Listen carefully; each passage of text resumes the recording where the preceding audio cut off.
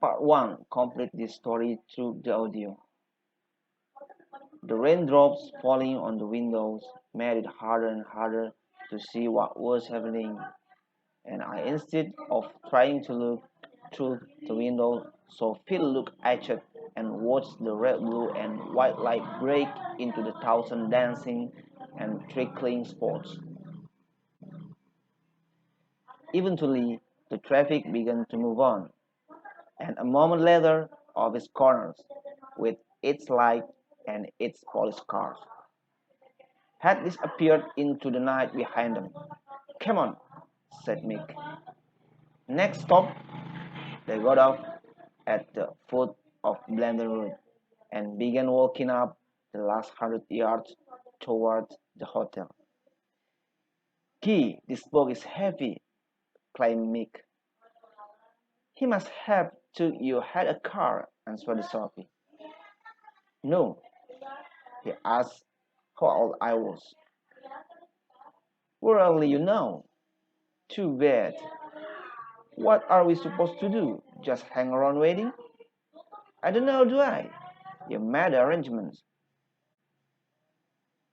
It was indeed just the quarter to 10 as they turned off Blendon Road and through the gate South Hill Park Hotel. It was a Solomon house that had once stood well outside the town but was now surrounded by suburban streets. It still stood, however, in spacious grounds. Inside the gates, the driveway curved off the left.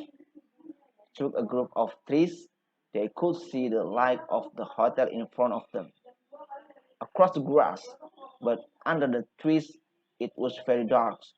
Drops of water were falling heavily off the wet branches. I don't like this, said Sophie. Someone could jump out from behind one of those trees. Oh, get real, answered Mick. This is a post hotel. You've been watching too much telly. I don't like it, Mick. I think there's something in the box. Well, of course, there is. We just picked up at Tesco's. Yeah, I know, but it's all rather spacious, isn't it? Why couldn't your Mr. Carnwood get the box delivered normally? Well, I suppose they couldn't find firm that delivers at this time of night. And anyway, what do you think in the box? 10 pounds of Tesco's Pelupex? Ecstasy tabs? Or what? No, maybe it's a book that the best some takes. Then to be right, Mick. At the moment, a car came in through the gates behind them, its light sweeping across the green grass as it turned towards them. Then, as it reached them, it braked hard and stopped, and off the doors opened.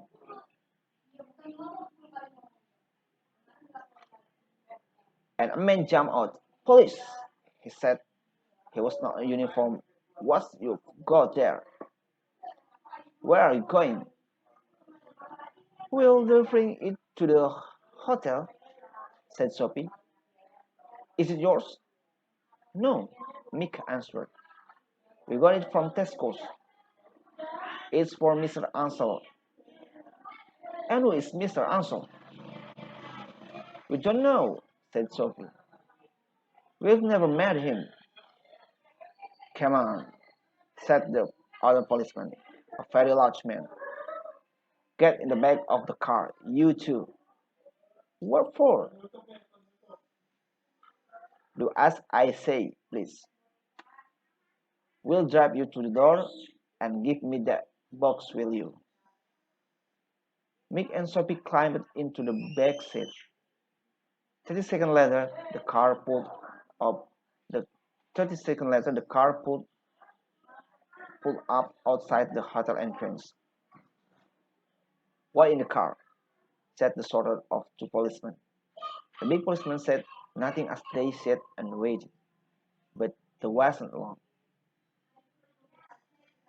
In less than a minute, the short policeman was back in the car. Right, you too, he said. They don't know anyone by the name of Ansel there, and there's no one with the name at your dinner party. So we'd better go down to the station with this. Sure, exclaimed Mick. And what about the 50 quid I was going to get? 50 quid? Asked the smaller policeman. Yes, for bringing the box from Tesco's. Well, we'll drop you off there now, and you can come in and see us at the station tomorrow morning, okay? As they approached Office Corner, Mick saw that the police cars with their blue flashing light were still there. At the moment, the car stopped. We'll set you down here, said the driver. We've got, we've got to go back to the hotel. I've just remembered. And here's 30 quid, said said the other policeman. What's that for? You will find out when you come down the station tomorrow. Which station? The main one. Of course, in the town center. Oh well, said Mick. As the police car drove off, maybe there was something strange in the box. I thought you, Sophie, said Sophie. Anyway, let's go to gigs. Next morning, after breakfast, Mick went to the police station. The officer on there, she was most interested in his story, especially since no policeman on that day the night before had gone anywhere near the Hill Park Hotel.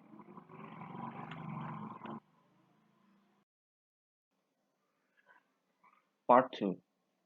Listen the audio, retell again using your own words.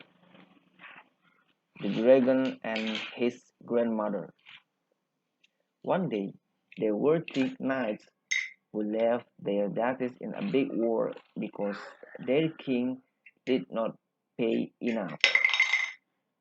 They hid in the cornfield so that they would not be seen because if they were caught, they would be hanged. But the soldiers who were camping around the cornfield did not move, so they are starving in hiding. Suddenly, in desperation, a dragon came to help them go. But in return, they had to serve the dragon for 7 years. Because there was no choice, they finally agreed. Then the dragon took them flying far away and put to ground, then gave a little whip that could break as much money as they want from the ground. The dragon made the knights sign the book of agreement. The dragon said the knight would be free and unleash their strength if they could answer the riddle after 7 years. Then the knights lived a life of luxury, owning many horses and chariots. 7 years are almost over. Two of the knights were terrified, but the other was sure that he could guess the riddle. Both of them still looked sad. They were sitting in the field when an old woman passed by and asked why they were sad. At first, they didn't want to tell, but they ended up telling their story. The old woman suggests that one of them go to a hut in the forest. One of the knights decided to go to the hut and find an old woman inside. She is the dragon's grandmother. The dragon's grandmother felt sorry for them and wanted to help. She asked him to hide in the basement under a big stone. he would be able to hear when Grandma the dragon asked him the riddle. At midnight, the dragon came for supper. The dragon was so heavy that he would get 3 nights. He even felt arrogant that the 3 knights wouldn't be able to guess the riddle. The grandmother asks about the riddle. The dragon tells the whole riddle that the dead sea cats of the North Sea will be their roast. The ribs of the wolves will be their silver spoons, and the hollows of the legs of the dead horse will be their wine glass. After the dragon fell asleep, Grandma let the knights out. She made sure him heard everything before letting the knight go. His friends were very happy to hear that. Finally, the 7 years ended. The 3 knights met the dragon. The dragon began to ask the riddle. The dragon said he would take them underground with them to eat. If they could guess what their roast meat, silver spoon, and wine glass looked like, they would be free and could even carry a whip with them. The first knight answered that their roasting was a dead sea cat. The second knight answered that their silver spoon was the rib of a whale, and the third answered that their wine glass was an old horse hoof. The dragon was dejected and growled. Then he flew off with a loud scream. The 3 knights were very happy to be free and get money and magic whip. That's all. Thank you.